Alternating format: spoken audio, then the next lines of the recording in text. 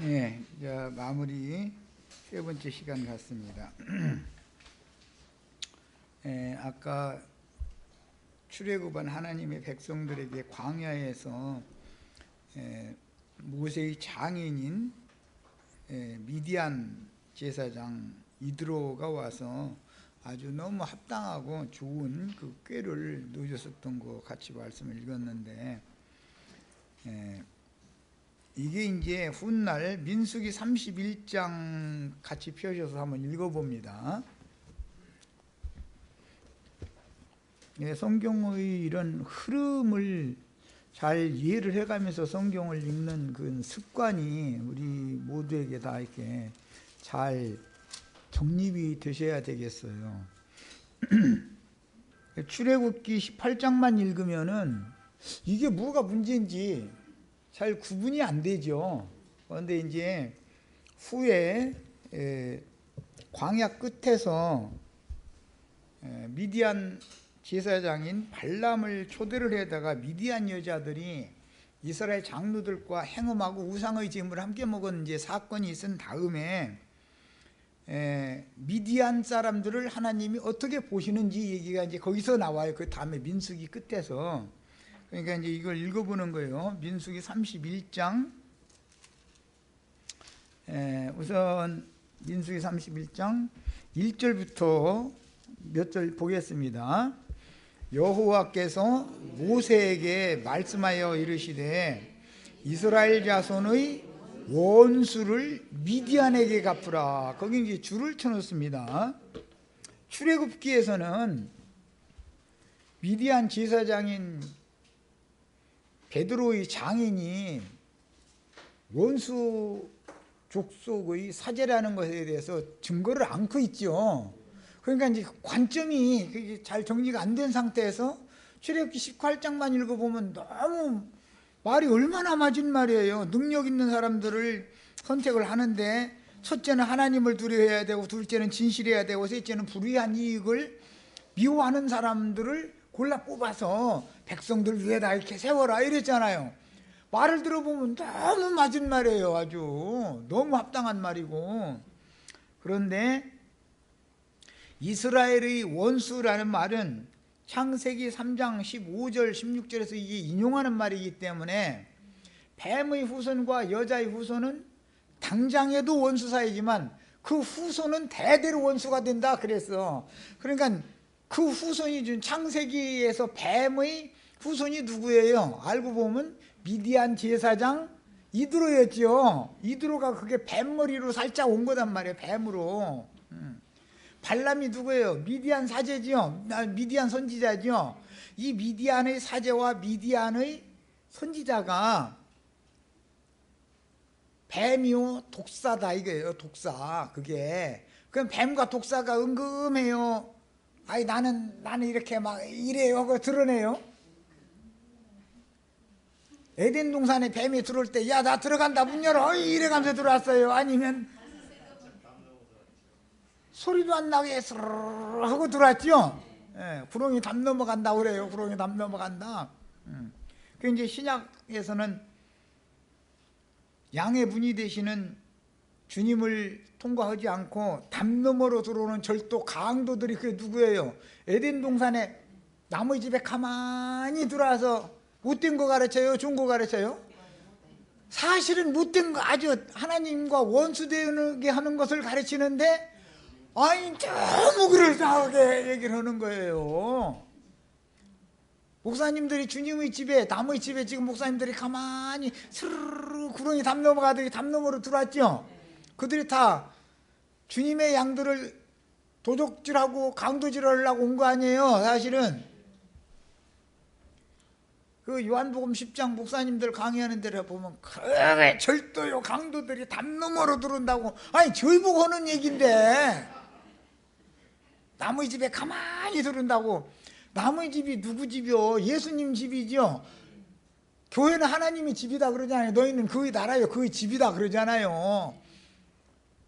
아까 내가 그 두 번째 시간에 황후의 내전에 들어오는데 문 열어 문 열어, 왕 나가신다, 문 열어라. 이렇게 정상적일 때 왕이 오실 때는 그렇게 하지요. 저기서 그 내시가 휘 울렸거라 하고도 뭐 이제 황후전에 앞에다가 황제마마 납시오 하고 기별을 하면은 황후가 가서 뭐 일 보다가도 얼른 다 정리하고서는 얼른 가 문 열어서 이렇게 영접하고 그렇게 하지요. 그건 정상적인 때 하는 일이고, 도종님이 들어오는데 그렇게 외장해 가면서 들어오지는 않을 거 아니냐 이거예요. 야, 그래서 광야 끝에서, 광야 처음 시작에서는 미디안 사제가 꾀를 넣어준 얘기를 하고, 광야 끝에서는 미디안의 선지자가 발람이 꾀를 넣어준 얘기를 하는 거예요. 두 번 다 꾀를 넣어준 얘기를 하는 거예요. 그런데 뱀은 모든 들짐승보다 가장 간교하더라. 간교한 놈이 떠들어가면서 오겠어요? 몰래 쥐두새도 모르게 오겠어요? 이것을 알아야 된다 이거예요. 이걸 백성들 위해 세워지는 자들은 다 유명한 자들이에요. 능력 있는 자들이고, 그런데 그들은 간교한 방법으로 온다 이거예요. 그러니까 사람들이 눈치를 못 채는 거예요. 지금 기독교계에서 내가 이렇게 떠들었으면 기독교계 목사님들 뿐 아니고 소위 말하는 평신도라는 사람들도 목사 제도, 신부 제도를 폐하고 그야말로 세상 교회가 오늘날 떠드는 평신도 교회를 세우라는 건데, 이것을 말을 하면은 그 이상한 말만 하고 그 이단자도만 잃어버린다 이거. 왜 그래요? 목사님이 없으면 이단이다 이렇게 가르치죠. 목사님이 없으면 예배가 안 되는 거예요. 그들의 말대로 하자면, 성경대로 하자면 목사님이 없어져야 정상적인 예배를 하나님이 받으시는 예배를 할 수가 있죠. 사마리아 여자에게 예수님이 하신 말씀을 잘 생각해 보세요. 하나님은 영이시니 영 안에서 진리로 참됨으로 예배를 해야 된다. 하나님은 이렇게 예배하는 자들을 찾으시느니라. 그럼 그게 무슨 뜻이에요? 심령이 거듭난 그 영 안에서 하나님을 섬기는 자들을 찾으신다 이 말이지, 목사님들이 그 예배를 인도하는 그 모임에 참석한 사람들을 찾는다 그 말이 아니잖아요. 그러니까 성경은 그냥 다 똑같은 구절을 읽어보면 다 아무나 알 수 있어요. 그런데 똑같은 구절을 읽어도 해석을 왜 달려냐 이거예요. 그들이 이미 다른 영에게 점유된 사람들에게 그 다른 영으로 가르침을 받다 보니까 성경에는 엄연히 그런 말씀이 있어도 그 말씀 해석을 달리한다 이거예요. 그 사람들이 히브리어나 헬라어를 모르는 사람들이 아니에요. 너무 잘하는 사람들이요. 그런데 하나님이 받으시는 예배를 하는 게 아니라 마귀가 받는 예배를 지금 하면서도 저희가 너무 잘한다고 생각하는 거예요.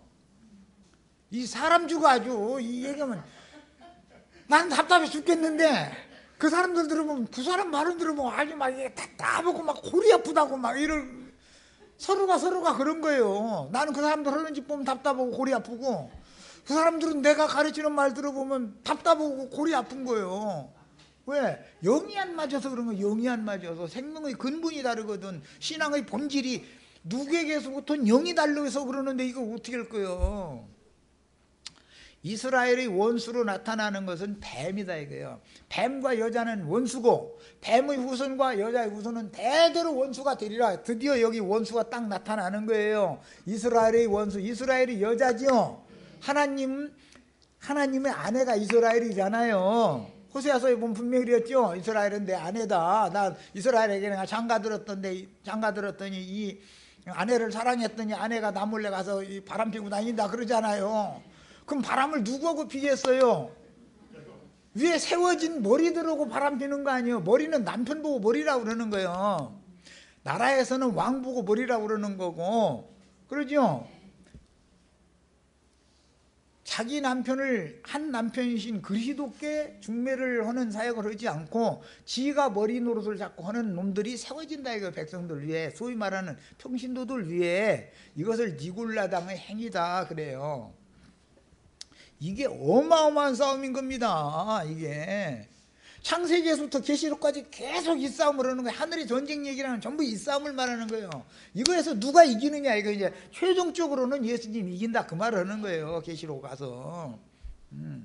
뱀의 후손들이 머리 노릇을 주님의 그 백성들 위에 군림하고 저희가 뭐 우두머리로 다 세웠다고 아까 돼 있잖아요. 출애굽 18장. 머리 노릇을 하지만 이스라엘의 머리는 나다 이거예요. 하나님이 말씀에 내가 내 백성의 우두머리가 돼야지 엉뚱한 놈들이 와서 내 아내를 몰래 뒷전에 가서 미혹해가지고 간통을 하는데 내가 이걸 이제는 더 이상은 안 참겠다. 그래서 큰 음력교회를 벌거 벗겨가지고, 왜냐면 그들이 음행을 하는 것을 드러내야 되니까 벌거 벗기는 거 아니에요. 상태를 다 온 세상에 드러내느라고. 오늘날 지금 기독교계의 모든 비리 뭐 숨겨져 있는 일, 이 치마 홀딱 벗기고 있어 지금. 음료 치마 홀딱 벗기고 다 뒤집어 쓰게 만들죠. 치마 벗기면 고운이 가만히 있어요. 다 얼굴은 생견이 가지고 치마를 아래는 내놓고 여기를 뒤집어 이러고 앉았대 가지고 다 보여. 내 눈에는 그게 지금 아래를 가려야지 얼굴 가린다고 그게 돼 그게. 예, 이 짓 하고 있는 거예요.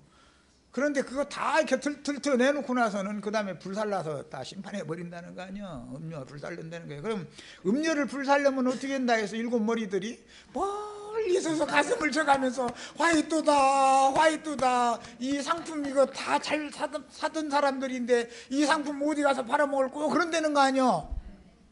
그럼 그들이 파는 상품이 뭐예요? 상구들이 파는 상품이 강대상에서 그러죠. 영혼하고 바꾸는 세상 축복이라는 게 상품이잖아. 가정의 문제, 자녀의 문제, 사업의 문제, 뭐 건강의 문제, 모든 문제 다 해결해 준다. 좋은 상품이죠. 그보다 더 준 상품은 없어. 만병통치약이니까 하여간. 예. 그보다 더 준 상품이 어디가 있어. 그런데 음료가 그걸 다 알마다 사줘가지고 장사 잘해 먹었는데 음료가 홀딱이 베끼더니 가서 불 쳐질러 버리니까는 언제는 사랑해 죽는다고 난리를 하더니 뭐 그때는 멀리서도 저는 안 죽으려고 가슴을 쳐가면서 화이토다 화이토다 이 큰성 바벨론이요 이제 내 상품 팔아먹을 데 없다 이런다는 거 아니야. 그러니까 더 이상 설교 들어줄 사람이 없는 때가 온다 그 말이죠. 신부님들 목사님들이 판치는 것도 이제 거의 끝나가고 있어. 끝나가고 있어. 이것을 아셔야 돼. 내가 볼 때는 히브리어 헬라어 떠드는 것이 마지막이요. 이제 술수 부리는 거 이게 마지막. 지금 이게 뭐예요? 마술 부리는 거예요. 사람들 지금은 옛날에는 불러면 다 꼼짝 못했죠. 기도원에 모이라 해가지고 불러 하면서 막 성령 받으라 막 불 받으라 막 이랬다면은 사람들이 다 나자 빠졌죠. 막 까르르 해가면서 막 나. 그러고는 이제 그거 끝나고 나면 막 그 트럼펫 뭐 색스폰 뭐 이런 거 막 여러 가지 막 악기 동원해서 드럼 치고 막 해가면서 막 천부의 의지 없어서 손 들고 옵니다. 막 손 들고 같이 막 하자고 이제 그렇게 하면은 그 다음에 이제 한바탕 지나면은 조용히 눈 감으시고 이제 뭐 500만 원을 내실 분께 조용히 손 드세요. 그 이제 이거 했죠. 그러면 약속 헌금 해놓고 나서는 비두더다가 그거 다 내고 그랬잖아요. 그래가지고 다 그렇게 해서 지금 소위 말하는 기독교계 예배당이 부흥이 된 거예요. 그게 지금. 그런데 이제는 그게 씨알이도 안 먹혀. 지금 어디 저 기도원에 오라 해가지고 불러 해서 자꾸 저 돈 없으면 저 반지 살짝 넣어도 됩니다 이런 소리 하면은 미친놈 완전네 이러지.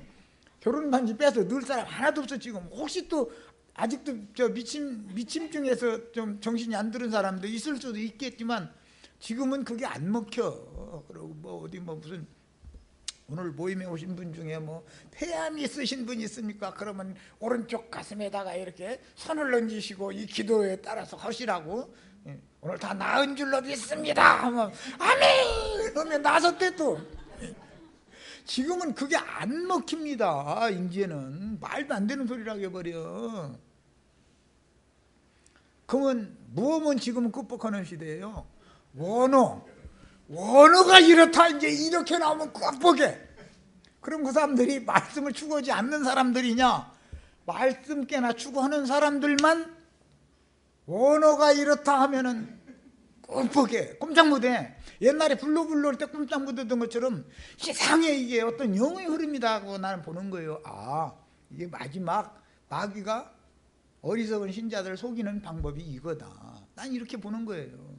이제 원어 가르치는 선생님들 이제 밧줄 끊어 놓는 거야 나는. 원어 몰라서, 원어도 아니고 그건 원어가 아니라 이제 필사본을 가지고 나중에 이제 아람어를 가지고 또는 히브리어 원래 살아남아 있는 이제 그런 거기에다가 그 아람어를 사용했기 때문에 아람어를 히브리 말로 이렇게 번역을 한 것을 합쳐가지고 지금 히브리어 성경이다 이러고 있는데 짝퉁이요 그게. 사실은 알고 보면 이런 내용을 알아야 돼. 이런 건 형제 교회 생활을 해본 사람들이라 이런 내용을 알지, 세상 교회 생활을 수십 년 한 사람도 이런 말을 들어본 적이 없어. 그게 지금 히브리어 헬라어라는 게 어떻게 번역 과정이 거쳐졌고, 그 사전이라는 게 제일 이제 유명한 사람이 스트롱이라는 사람과 영이라는 사람인데 그 두 분이 성구 사전을 어마어마한 거죠. 의양이 그걸 많이 단어를 그 사람들은 절이 장이 몇 장이고 성경 전체가 구약은 몇 절로 되어 있고 신약은 몇 절로 되어 있고 단어는 몇 수십만 개, 구약은 몇만 개 단어, 신약은 몇만 개 단어, 아주 이런 거 말도 못하게 유식한 사람들이요. 그 단어마다 번호를 다 매겨가지고 단어의 뜻은 뭐고 아주 어마어마한 사람들이에요. 그런 것들을 다 감안을 해서 책장사들이, 형제의 책장사들이 그런 책을 발간을 했어요. 그것을 감안해서 한국의 대한성서공회에서 원래는 한국말로 직접 번역을 한 게 아니에요. 중국에 먼저 복음이 들어갔기 때문에 중국어 성경과 일본의 성경이 복음이 먼저 우리나라보다 먼저 들어왔기 때문에 일본어 성경과 영어를 가지고 있는 영어 선교사들이 세 가지 다 대조를 해가면서 한국어를 가지고 번역을 하는 거예요. 세 나라 말을 가지고. 그러면 이게 중국어, 영어, 중국어, 일본어 세 책을 가지고 이걸 조선말로 그러면 어떻게 번역을 해야 되냐, 이것을 수구해 가지고 만들어 놓고 나서 거기에다가 스트롱 사전, 영 사전 두 가지를 이제 다 참조한 거예요. 해가지고 관주라는 걸 만들었어요. 옆에다가 딱 달아 놓는 거예요. 이렇게 돼 있는 것이 대한성서공회에서 출간하는 성경책이에요. 내용을 알고 있어야 돼. 그러니까 알고 보면 모든 히브리어, 헬라어 전문가들이 만들어 놓은 모든 자료가 한글 성경에 다 옮겨져 왔죠. 그럼 딴 얘기 할 필요가 없어. 일본어 성경 읽는다 일본 사람 구원 못 받아요? 중국어 성경 읽으면 중국 사람들 구원 못 받아요? 다 자기네 나라 말로 번역된 성경을 가지고 구원을 받는 거예요. 왜? 하나님이 세상에 오시는 것은 독생자로 오셨을 때는 육신의 모양으로 왔지만 성령이 다시 오시는 것은, 하나님이 온다는 건 말씀이 오는 거예요. 인간 세상에 말씀이 오는데 처음에는 구약시대는 히브리인들에게만 오셨으니까 히브리어로만 말씀이 주어진 거예요. 신약시대가 와도 헬라어를 사용하는, 헬라어가 공용어 시대였으니까 헬라어로 기록을 번역을 하게 한 거예요, 하나님께서. 그러나 성령이 보내실 때는 모든 민족에게 파송을 하셨기 때문에 방언도 모든 민족의 방언으로 성경이 번역이 되어져 가지고 읽혀져야 된다 이거예요. 이것이 하나님이 세상에 오시는 거다란 말이에요. 기독교계식으로 지금 셋째 하늘 어디야 이렇게 예수님 앉았다가 몇 년도 몇 월 몇째 날 막 뿅 하고 어떻게 나타나면 막 그날 막 주님 앞에 가서 막 주님 이제 다 오시느냐고 이러고 지금 영접하려고 기다리고 있는데 이게 얼마나 엉터리냐. 신앙 자체가 얼마나 엉터리냐 이거예요. 하나님이 세상에 오는 건 어떻게 오는 거라고요? 말씀을 보내는 거예요. 말씀이 오시는 거예요. 말씀이. 대한민국에 오셔야죠. 그럼 대한민국 말로 번역된 성경이 와야죠. 이러는 거예요. 그래서 모든 민족 방언으로, 그래서 나라와 민족과 방언들에게 가서 전도를 하라고 그러는 거 아니에요. 그래서 이런 이치를 알면, 성경으로 성경을 해석하고 성경 이치를 알면 히브리어, 헬라어 어떻고 따따붙다 해서 하면 그것을 가지고 이게 좀 불분명한 거에 대해서 도움을 받으면 유익할 수가 있어요. 사용을 잘하면. 영이라는 분이나 스트롱이라는 분들이 그 많은 자료들을 이게 원래 로마 교회에서 이제 개혁을 한 교회가 영국 교회였기 때문에 영국 성공회라는 거예요.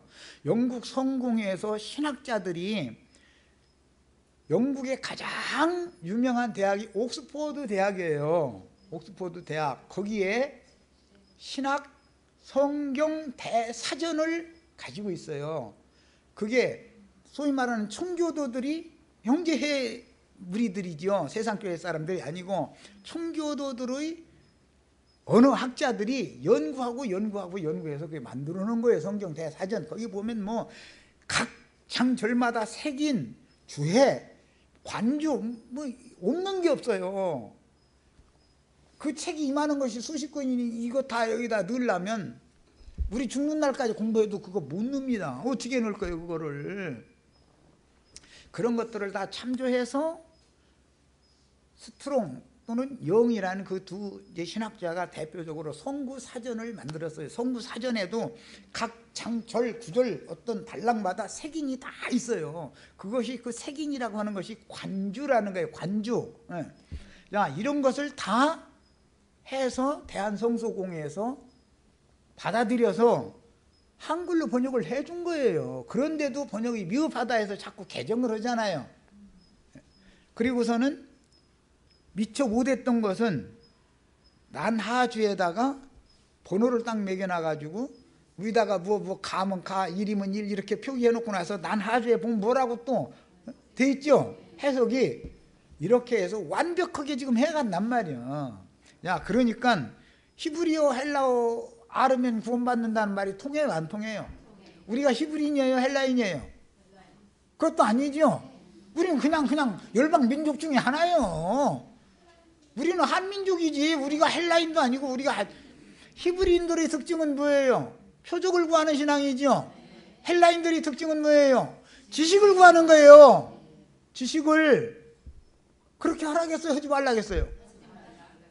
우리는 아브라함, 이삭, 야곱의 후손들에게 주신 계시될 믿음을 계시로 받는 신앙을 추구하는 사람들이지 표적을 구하거나 지식을 추구하거나 이런 신앙이 아니다 이 말이에요. 그럼에도 불구하고 왜 그런 표적도 나타나야 되느냐. 사람들이 너무 안 믿으면 하나님이 살아계시다라는 걸 알고 인정하게 만들려면 처음에는 불신자들을 위해서는 표적을 보여줘야 되잖아요. 그러나 끝까지 표적만 잡으면 돼요, 안 돼요? 말씀이 임하면 말씀을 믿어야지. 말씀이 딱 임해서 말씀이 믿어졌으면 표적이 다 소용없는 거예요. 방언이 터졌느니 무슨 안수를 받았더니 병이 나았느니 뭐 헌금을 잘 내고 뭐 이게 축복기도를 받았더니 뭐 망해가던 사업이 부흥되고 뭐 물론 다 좋습니다. 그러나 그것은 일시적으로 나타나는 현상적인 표적이지 그것이 성경이 궁극적으로 말하고자 하는 게 아니다 이거예요. 말씀이신 하나님이 나의 심령에 그분의 영의 말씀이 오는 것이 목적이지 표적이 목적이 아니에요. 헬라 사람들 같이 지식을 추구를 많이 할까? 신약 사도행전에 보면은 새로 나온 지식이 아니면 아고라라고 하는 그 광장에 모여서 늘 토론을 하는데 그들은 지식을 추구하는 사람들이라 헬라 사람들은 새로 나온 지식이 아니면 옛날에 있던 얘기하면 듣지도 않는다는 거예요. 그렇게 신지식을 추구하는 헬라 사람들이. 그런데 바울 사도가 가서 다 표적 구하는 유대인도 틀린 거고 지식 추구하는 헬라인 너희도 틀린 거다. 그러면서 예수 그리스도만이 모든 것을 실제다. 이것을 증거를 했다는 거예요. 우리는 누구 신앙을 따라가야 되겠어요? 표적 신앙을 따라가야 돼요? 지식 신앙을 따라가야 돼요? 계시를 받는 신앙을 따라가야 된단 말이에요. 계시를 받는 신앙을. 계시를 받는데 도움이 될 수 있는 많은 자료들을 잘 활용하는 것은 유익하다. 그러나 그거에 붙잡히지는 말아라 그 말이야. 붙잡히지려고 말아라. 그게 무슨 만능이 아니다 이거예요. 이 말이 지금 불러 오는 사람들이나 또는 뭐 히브리어 헬라어 따따붙다 했었는 사람들이 들으면 되게 기분 나쁠 거예요.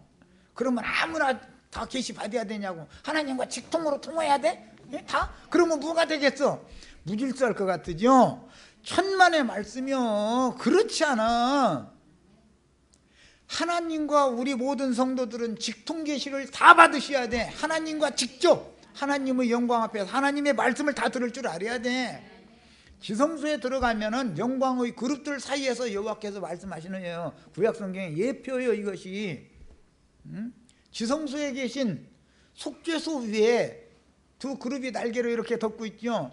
그 영광의 그룹들 사이에서 여호와가 말씀하신다 이게 무슨 소리요? 핏부림 받은 양심과 인간의 마음 그 사이에서 하나님이 친히 말씀하신다 이거예요. 뭘로? 성경을 통해서 말씀하시는 거예요. 그때 받는 것을 계시를 받는다 그래요. 그런데 계시는 아무나 받는다고 되어 있지 않고 하늘에 계신 예수님의 아버지와 그 아들이 기뻐하는 자에게 계시하여 주는 자 외에는 아버지가 누군지 알 수가 없다 그랬어. 아버지란 말은 근원자라는 말이에요. 머리. 근원을 모르면 다 모르는 거예요. 사실은 아는 채 해도. 애비도 모르는 놈이 지나가는 아저씨 보고 지나가는 사람 보고 뒷꼭지만 바라보고 아버지 아버지 한다 해가지고 그게 아버지가 되겠어요? 자기를 낳았어야 아버지지. 아버지 앞에는 우리 애들도 보니까 저희 애비 앞에는 아주 막 생떼 쓰고 투정 쓰고 막 지멋대로 해버리더만. 그래서 아버지가 꼼짝 못해. 그래도 꼼짝 못해. 막 생떼를 써도.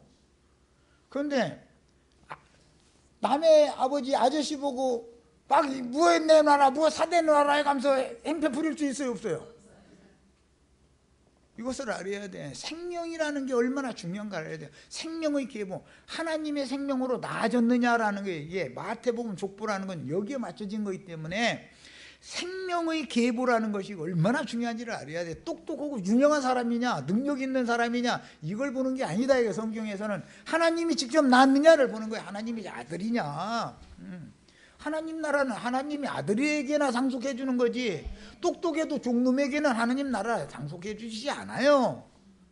이걸 내가 수십 번 골백 번 얘기했어. 그런데 아주 난 이건 얘기할 때 목청이 커지고 자꾸 그냥 흥분이 돼가지고 답답해서 그래. 답답해서 너무 지금 세속교계가 진리를 이런 모양 저런 모양 이런 모양 저런 모양으로 거기까지 겨우 이런 사람들을 거기 딱 주저앉히는 일을 한단 말이야. 더 이상 앞으로 나가질 못하게 만들어.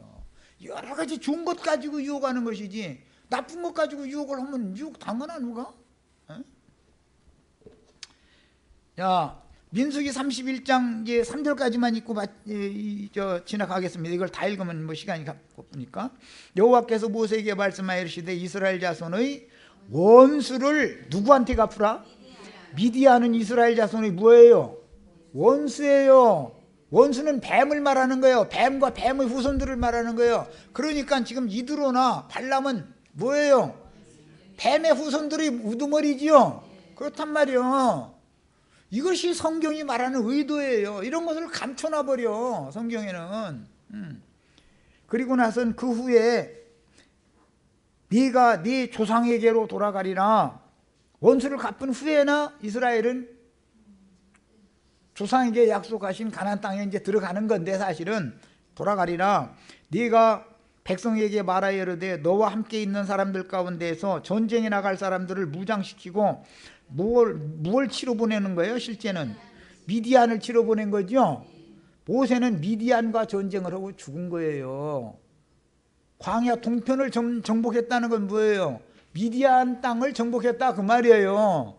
여호수아는 가나안 땅 서편, 요단 서편을 정복을 하는 거고 모세는 가나안 땅의 동편을 정복을 해놓는 거예요. 그 동편은 약속으로 두 지파 반에게 미리 딱 주기로 돼 있는 지파가 정해져 있었어요.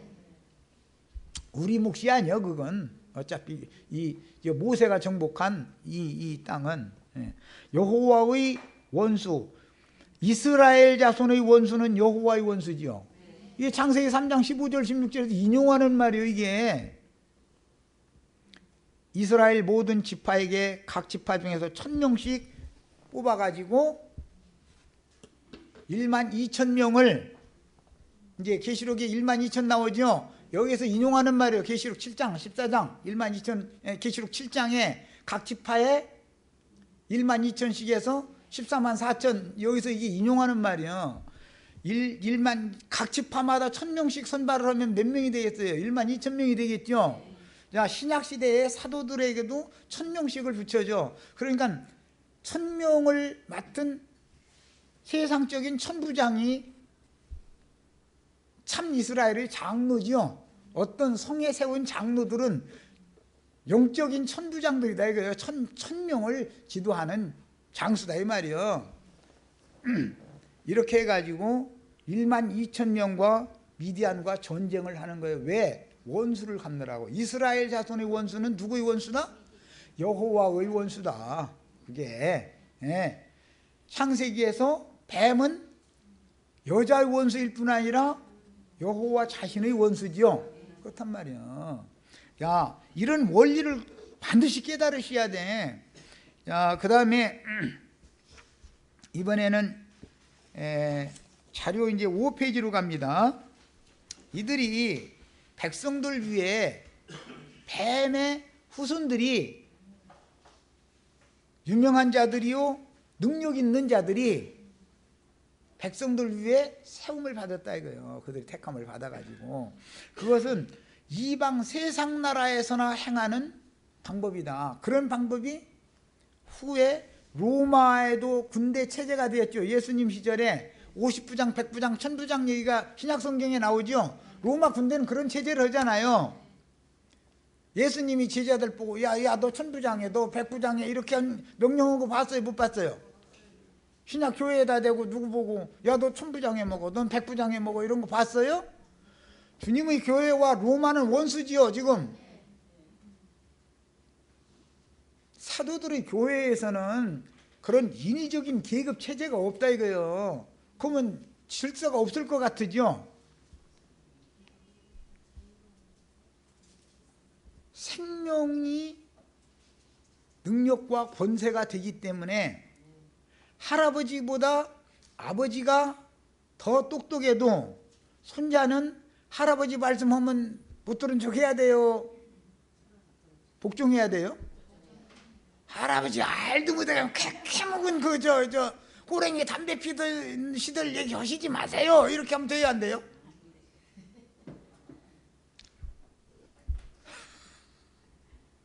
노망 나셨나? 왜 이거 캐먹은 얘기 하시느냐고. 지금 시대가 어느 시대인데 시대는 바꿔줘도 역사가 얼마나 무서운 걸 알아야 돼. 조상들은 다 몸으로 때워서 배운 것이 있기 때문에 손자를 사랑하기 때문에 한마디 한 거예요.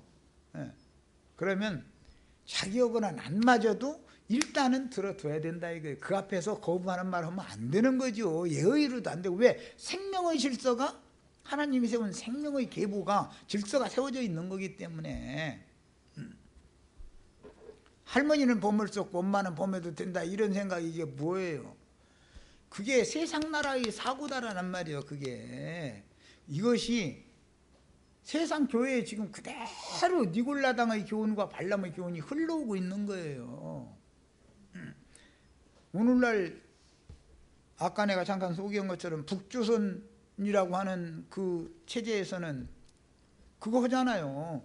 공산당원이 됐다고 해서 다 똑같은 게 아니에요. 계급이 다 달라요.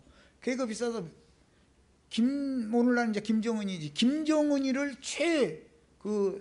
사령관으로 딱 두고 그 밑에는 군대 체제가 이렇게 내려가는 거예요.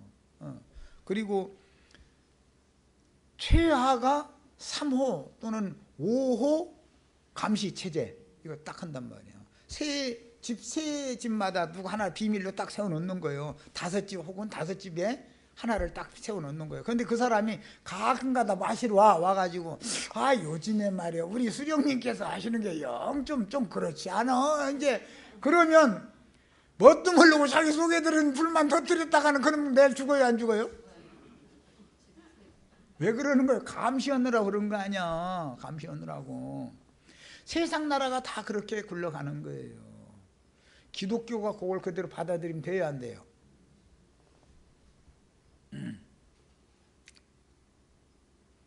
그래서 하나님이 세우시는 질서체제와 하나님이 세우시는 질서체제는 생명의 능력과 권위로 세워지는 거기 때문에 주님이 세우는 교회에 오면은 지가 뭐 세상에서 뭐 목사라 했다든지 뭐 신학을 했다든지 뭐 히브리어 헬라 좀 했다든지 하면 여기 오면 막 아무것도 아닌 것 같으니까 막 하고 싶죠. 막 해도 될 것 같고 죽고 싶어서 그지더는 거예요. 죽고 싶어서. 생명의 권위에 눌리면은 신앙 양심이 살아있다면 괜히 이마에서 땀나고 저 등줄기에서 괜히 땀이 흘리게 돼 있어. 하나님이 성령이 하시는 일은 꼼짝 못해. 여기서는 기분이 좋은 것 같이 했는데 집에 돌아가면서 괜히 누가 보는 사람도 없는데 땀이나 자꾸 등줄기에서 뭐 땀 흘리고, 그러고 집에 가서 밥 먹는데도 너 이놈아 무슨 미친 짓을 거기서 하고 왔어. 이게 계속 보면 살 수 있어요, 없어요? 그거보다 더 엄격한 질서가 있어요? 이걸 알아야 돼. 생명의 권위와 질서, 생명의 나라라는 게 뭔지를 알아야 돼. 주님의 나라는 생명 안에서 왕노로 사는 나라인 것이지 무슨 능력을 가지고 왕노로 사는 나라가 아니에요. 이해하셨어요? 1000년 동안 왕노로 산다 그러니까 어떻게 한다는 거예요? 생명의 권위를 가지고 다스리는 나라를 말하는 거예요. 무슨 능력이 나타나고 뭐 이적 기사를 행하고 그런 걸로 다스려 먹는 그런 나라가 아니에요. 하나님의 나라는. 이 성경이 말하는 의도를 정확하게 아셔야 돼. 그래서 생명강, 생명수, 생명나무, 거룩한 성 예루살렘 전부 생명으로 충만하게 돼 있잖아요. 자, 이제 마태복음 21장 23절부터 읽어보겠습니다. 지금 우리가 나누는 이런 말씀, 성경의 이 중심 흐름과 뼈대, 예수님이 오셔서 하신 일이 뭔가, 이것을 모르면 성경에 대해서 아무리 많이 연구해서 알아도 그게 헛것이 헛것. 성경의 신앙의 본질은 놓쳐버린 거 아니에요. 남은 지식만 잔뜩 남고 생명의 은혜와 누림이 없으면 뭐예요? 빈 껍데기죠. 쭉정이 걷어내서 불사른다. 그게 무슨 말이에요? 그게 안 믿는 불신자들을 말하는 게 아닙니다. 쭉정이라는 건 기독교계에 들어와 있지만 머릿속에 지식은 잔뜩 잠았는데 생명은 소실되어져서 없다 이 말이야. 그냥 빈 쭉쟁이, 빈 껍데기 신앙만 잔뜩 엉뚱한 것만 붙잡고 있는 거예요. 그런 것 보고 쭉쟁이 신앙이다 그래요. 쭉쟁이들이다 그래요. 쭉쟁이들이 세상 쓸데없는 걸로만 가득 채워 있으니까 하나님의, 예수님의 말씀이 들어갈 틈이 없었던 거 아니야. 이 얘기단 말이야. 그러니까 막 쭉쟁이 신앙이 되지 마시고 막 우리 막 뭐 열처녀가 되도록 뭐, 왜 열처녀 준비하라고 말고 5처녀가 되라고 준비하라고 했는데 그거 준비하자고 했었는데, 사실은 알고 보면 가라지 아니면 쭉쟁이 만드는 역할을 누가 하는 거예요? 알고 보면 뱀의 후손들이 여자의 머리들이 되어져 가지고 그 짓 하는 거 아니에요. 지금 주님의 나라를 이루지 못하게 하려고. 주님의 나라는 생명의 나라지 무슨 능력의 나라가 아니에요. 그래서 그 사람들이 어떤 바울 사도가 오죽하면은 내가 가서 그 사람들의 말을 내가 알아볼 것이 아니다. 그들에게서 내 능력을 보겠다 그랬어요. 그런데 그 무엇 능력을 본다는 거예요? 마귀를, 원수를, 음부의 권세를 이기는, 사탄의 미혹을 이기는, 발람과 니골라당의 교훈을 이기는 능력이 진짜 능력이다 이 말이에요. 이게 그걸 알아보겠다 그랬어. 우리 없이도 사도들 제껴놓고 너희가 교회 중에서 왕노로 살려고 하는 자들 내가 다 안다 그랬죠. 고린도서 이렇게 돼 있죠. 우리 없이 너희가 왕노로 살려고 그러는구나. 그게 뭐예요? 니골라당의 행위를 하려고 한다 그런 말이에요. 하나님이 세운 위계 질서를 무시해버린다 이거예요. 이게 뭘 쓸데없는 뭐에 붙잡히면은 주님의 교회의 위계 질서를 너무 깔보는 거예요. 얕잡아 보는 거예요. 그러니까 그냥 지가 뭐 그냥 막 하면 될 걸로 이렇게, 그러다 보면 자기 말로 자기 스스로 걸려 넘어지는 거 아니야. 그게 하나님의 지혜지. 자, 이제 여기 그래서 니골라당이라고 하는 이 단어를 4가지를 내가 이제 소개를 해드렸는데, 니골라당이라는 말은, 당이라는 말은 뭐 민주당, 뭐 자유당, 뭐 공화당 할 때 쓰는 그 당, 그런 당이라는 뜻이에요. 북한에 공산당이 있잖아요. 당. 이제 신약에 보면은 뭐 분리하는 자들이요, 당 짓는 자들이다. 이들이 사탄의 사자들이다 그랬죠. 당 짓는다는 게 사실은 파당을 짓는다. 파. 응? 세상 나라에서는 전부 무슨 당 해가지고 서로 정권 잡으려고 싸우지요. 그 교회 중에서도 그럼 파당을 짓는다 이거예요. 교파를 자꾸 해가지고 지가 머리 노릇하려고 자꾸 그렇게 하는 거예요. 그런 것 보고 당을 짓는다 그래요. 그런데 니골라라는 용어가 뭐냐?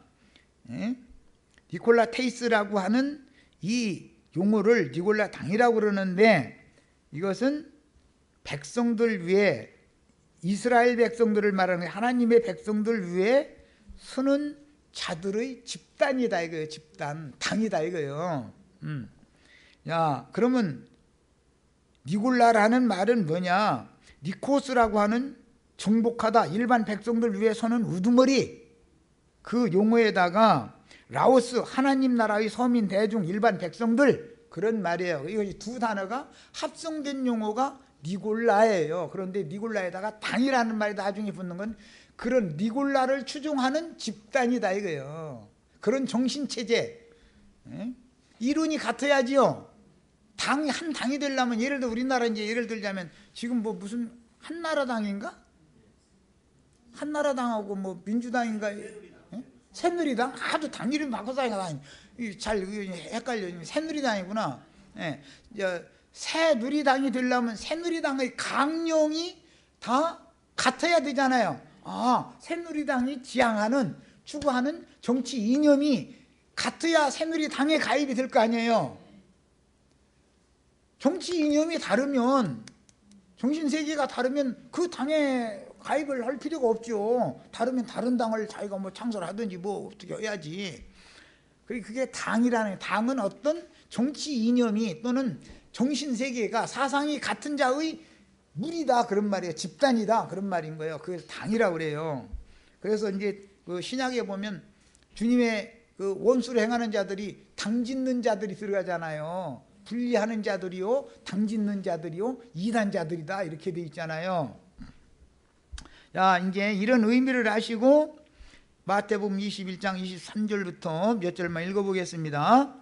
예수께서 성전에 들어가 가르치실세, 이제 가르치는 문제예요.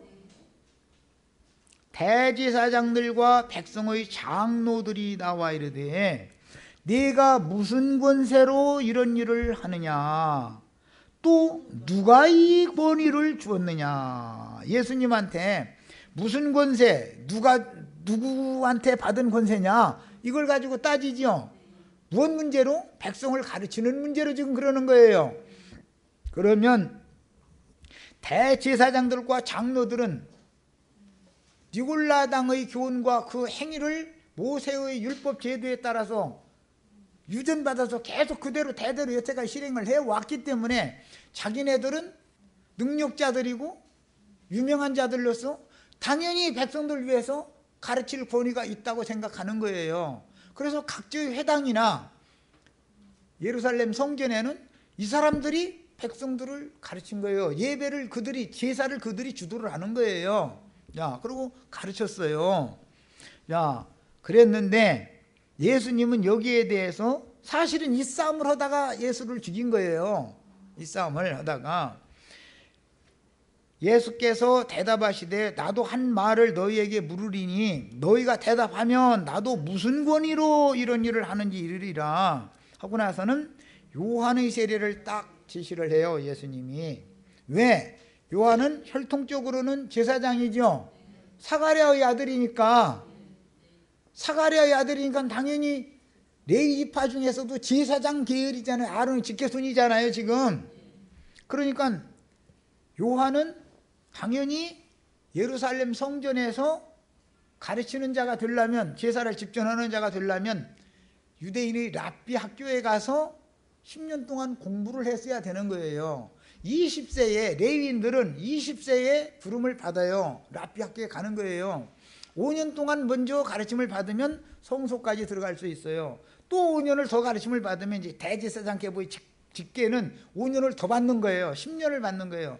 30세, 그래 20세부터 10년 동안 제사 드리는, 하나님 섬기는 법을 교육을 받아가지고 30세가 되어야 아무리 대제사장이 직계 자손이라 할지라도 지성소에 들어갈 수가 있어요. 이것은 유대인이 대대로 지켜오는 율법이다 이거예요. 모세의 제도다 이거예요. 이거 그 제도가 어디서 왔느냐? 누엘이라고 이드로가 가르쳐준 제도에서부터 오는 거다 이거. 계급 체계가 이렇게 제사장 체계가 딱 쓰는 거예요. 하나님은 이스라엘 모든 백성이 다 제사장이 되는 걸 원하는 것이지 레위 지파만 제사장 되는 걸 원하는 게 아니에요. 시내산에서 금송아지 우상 숭배 사건이 있었기 때문에 레위 지파만 뽑아가지고 너희가 지금부터 제사장을 해라 한 것은 변칙적인 것이지, 금송아지 숭배 사건이 없었으면 레위 지파만 제사장 노릇하는 게 없죠. 이스라엘 백성들 전체가 다 제사를 드리는 거예요. 그런데 금송아지 숭배 사건 때문에 레위 지파만이 제사장을 하게 됐어요. 나머지 백성들은 이제 평민이요, 하나님을 섬기는 제사장 직위는 레위 지파만 받는 거예요. 이렇게 변질이 된 거예요. 이것을 누가 했다고 훗날 여로보암이 원하는 자에게 산당 제사장을, 레위인이 아닌 보통 백성들로 이렇게 원하면 다 시켜줬다. 오늘날 신학교 목사하고 싶으면 신학교 원하기만 하면 가서 신학교 졸업하면 되죠. 예. 그대로 따라 하는 거예요 지금. 예. 이것을 했어요. 자, 몇 줄만 더 읽고 이제 마치겠습니다. 그런데 예수님이 세례 요한의 세례를 딱 들고 나왔는데, 세례가, 요한의 세례가 어디로부터 왔느냐, 이들이 물어보는 질문의 요지를 알았다는 거예요, 물었다는 거예요. 너무 잘 알고 계시지요. 무슨 권세와 누구에게서 이 권위를 받았느냐, 그 말은 하나님께로부터 이 권위가 왔느냐, 사람에게서 안수받아서 이걸 하느냐, 지금 이걸 지금 예수님 지적하려고 그러는 말이죠. 예수님은 하늘 아버지께서 직접 보내신 거잖아요. 인쳐가지고 기름도 하늘 아버지께서 부었죠. 사도들은 예수님이 또 그렇게 해서 보내셨고, 그런데 세례 요한은 랍비 학교에 가서 공부도 안 했고 예루살렘 성전에 가서 제사장 노릇을 안 했다 이거예요. 광야에 가서 물이 많은 에논이라고 하는 곳에서 외치는 자로서 사명을 행하는데 세례를 했다는 거예요. 에논이라고 하는 그 물들이 많은 곳이다라는 게 뜻인데, 그게 지금 예루살렘 땅에 요단강가에 물들이 많은 것이라는 하나의 표상이고, 지금 세상의 영, 기독교계의 영, 모든 귀신의 영들이 다 모이는 곳이 기독교 종교 체제죠. 그 물들이 많은 곳이잖아요 거기. 그런 뜻이요. 물들이 많다 그러면 뭐 무슨 저 태평양 바다 물보다 더 많은 데가 어디가 있겠어. 만약에 문자대로 말이라면. 그렇지. 세상의 영이 넘쳐난다. 심판의 영이 지금 막 모든 사람들을 다 막 휩쓸고 지나간다 그런 말이지. 거기에 가서 여기 빠져 그냥 죽을 놈들은 이 편에, 여기 빠져서 죽었다가 살아나고 싶은 사람들은 내 편에 이렇게 와라 그랬더니 몇몇 사람들은 요한편에 빠져 죽었다가 난 다시 살아날래 하고 거기로 갔다는 거예요. 그런데 영원히 빠져 죽고서 나오기 싫어하는 놈들은 요한에게 가서 세례를 받지 아니하므로 하나님이 또 줘버렸다고 돼 있어. 자, 그러니까 저희끼리 가서 상의하는 거예요. 서로 의논하되 만일 하늘로부터라 하면, 예수님이 지금 질문한 내용을 이 사람들이 정확하게 알아듣고 있죠. 어디로부터냐라는 말은 하늘로부터냐 사람에게로부터냐, 이제 이걸 질문했다는 말을 알고 있는 거예요. 저희는 사람에게로부터 지금 안수를 받아가지고 그 랍비 노릇을 다 하는 거 아니에요. 위임을 받으니까, 그렇게 받으니까. 그런데 요한은 그런 걸 안 받았다 이거예요. 그런데 백성들은 요한을 선지자로 다 여기고 따르더라는 거예요. 그러니까 예수님이 이 질문을 받자마자 요한의 세례 얘기를 딱 들고 나온 거예요. 그러니까는 가만히 생각해 보니까 하늘로부터라 하면은, 그러면 그 하늘로부터 보냄받아서 사명을 행하는 요한에게 왜 너희는 가서 세례 안 받았어? 그럼 할 말이 없게 생겼잖아 지금. 그래서 하늘로부터라 하면 어찌하여 그를 믿지 아니하였느냐 할 것이요. 만일 사람으로부터라 하면 사실은 저희는 사람으로부터 받은 거지요. 대제사장한테 가서 임명장 받아가지고 증 받아가지고 다니면서 하는 거니까. 신학교 총회장 목사님한테 다시 총회장 목사님은 잘 오지도 않고 이제 노회장 그 목사님하고 이제 5명 이상의 이제 그 노회의 목사님들이 와서 이렇게 안수식을 하는데 저희는 그것이 기름 부음 받은 거라는 거예요. 그러면 그게 사람으로부터 받은 거예요? 하늘로부터 받은 거예요? 우리는 하나님께로부터 성령 받았죠. 우리가 정말로 하늘로부터 기름 부음 받았죠. 그런데 저희는 사람으로부터 받았는데 그걸 가지고 하늘로부터 기름 부음 받은 자를 이기려고 앉았는 거예요 지금. 이런 진리를 알면 가서 그 사람들한테 이걸 얘기를 해 주셔야 돼요. 당신들 우리는 하늘로부터 기름 부음을 받았다. 난 분명히 성령을 받은 사람이다. 그런데 당신들은 목사 안수 받을 때 사람들이 이렇게 안수해 줬다며. 그게 그렇게 사람으로부터 기름 부음 받았어? 위임 받았어? 그거 뭐 그렇게 자랑스러운데 이렇게 가서 당당하게 얘기할 수 있으셔야 되겠어요. 그래서 만일 사람으로부터라 하면 모든 사람이 요한을 선지자로 여기니 백성이 무섭다 하여.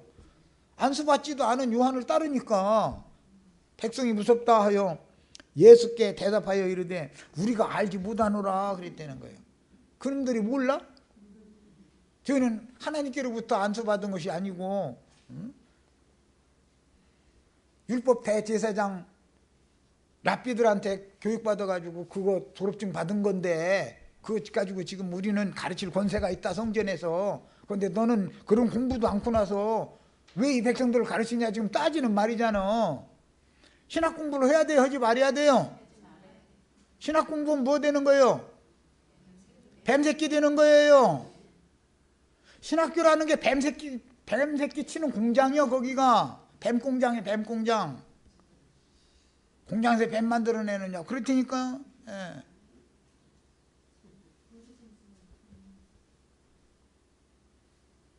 신학교가 다 망해야 돼요. 신학교 간 사람이 하나도 없으면 주님께서 직접 자기 기뻐하는 자에 기름을 부어서 제사장을 세울 수 있어요. 직접. 하나님은 직접 세우는 것을 원하셔요. 하나님의 종이면 하나님이 세우는 거지. 그래서 너희는 하나님이 종이 되어야 되고 사람의 종이 되지 말아라. 무슨 말이요? 신학교 가서 공부해가지고 사람에게 안수받아가지고 내가 주의 종이라고 거짓말하지 마라 그 말이잖아. 사람의 종이 되지 말라면 어떻게 해야 되겠어요? 신학교 들어보지 말라 그 말이야. 예수님 보고 나중에 저는 배우지 아니하였는데 어떻게 글을 아느냐 이러면서 나중에 가서 수은됐다는 말이 또 이제 쭉 이어지고 요한복음에 보면 그 말이 나와요.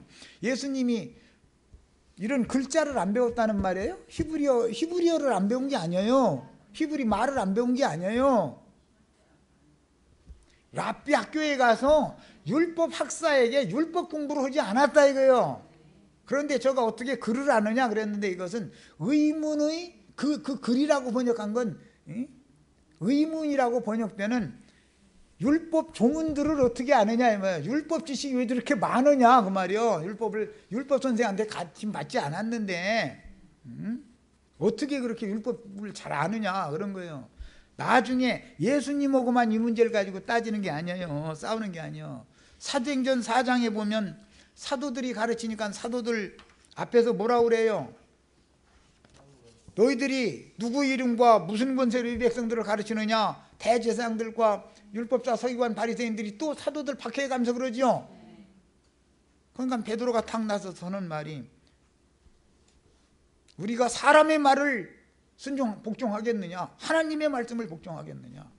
우리는 이제는 너희 말 더 이상 듣지 않겠다 이 얘기를 딱 선언을 해가면서 예수 그리스도 이름 외에 천하에 구원 얻을 만한 이름은 없는 거다 하고 선포를 딱 해버렸어요. 그러니까는 이 사람들을 어떻게 할 수가 없다는 거예요. 표적도 막 이게 보이고 막 이게 하니까.